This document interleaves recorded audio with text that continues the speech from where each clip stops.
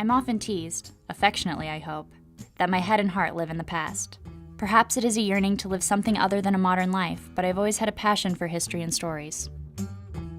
For me, the story of photography's evolution inspires awe and wonder that modern forms exist at all. Light and chemical experiments birthed a fledgling form of art that was both fragile and serendipitous. It boiled down to chance and science, and not in equal measure. The union of various chemicals and substrates made the fortunes of some men, while others were left destitute and historically obscure. Photography simply changed the way we saw ourselves, leaving me to marvel at its genesis.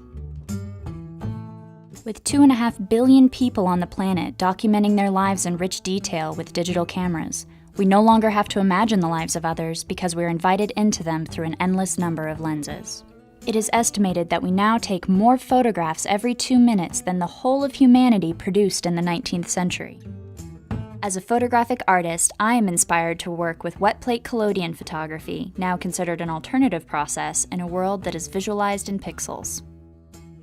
The collodion process was developed in 1851 by Frederick Scott Archer as a cheaper and more reliable alternative to the other methods in use during that period. Each step in the creation of a collodion photograph, from mixing chemicals, coating plates, making an exposure, and then chemical processing, requires me to balance my desire for success with hard-earned patience and flexible expectations. And, of course, I must wear an organic vapor respirator mask, which is not particularly accurate in the historical sense. But I am rewarded with images that are beautifully imperfect, flecked with blemishes and artifacts. They are virtually grainless and have haunting depth that eerily blurs time. My work is a return to photography of pure light and chemistry. In October 2012, I will be an artist in residence at the Vermont Studio Center, where I will have my own studio and darkroom for a month. During that time, I will work on a project called What We Tell Each Other.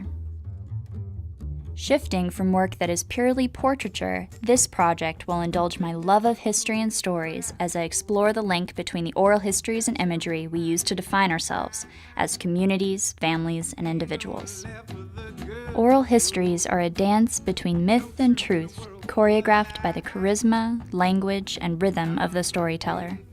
Oral histories are enthralled to memory and verbal overshadowing, for the very act of describing a memory degrades it. With oral histories and folklore, we spin eloquent stories in an attempt to know ourselves. For my new body of work, I will collaborate with storytellers in an exchange of inspiration and imagery. What kind of stories? Stories like the tale of how reindeer were introduced to North America by an ancestor of one of the men who herded them across the continent. The wisdom to be gleaned by the growth pattern of moss on rocks, the secret meaning of bird calls at night, and how to predict the weather from biting horseflies. Or how about an alternate version of the history of the American West, from the point of view of Buffalo Bill Cody's dead ringer, related to me by the surviving descendants. Interpreting the storyteller's narrative as an ambrotype or tintype, I can make the intangible into something I can give to the storyteller, an object, a reminder, something they can touch and carry. I was fortunate enough to be awarded a grant from the Vermont Studio Center to cover a portion of the program fees. But to cover the remaining fees and purchase the photographic chemicals, I need to raise $4,135. Your financial support will make it possible for me to participate in this unique opportunity. Your encouragement will inspire artists like myself to continue working in a field that operates on the margins. Thank you for your help. And thank you to everyone who has supported this project so far, especially my Collodion darkroom partner, JJ Hastings.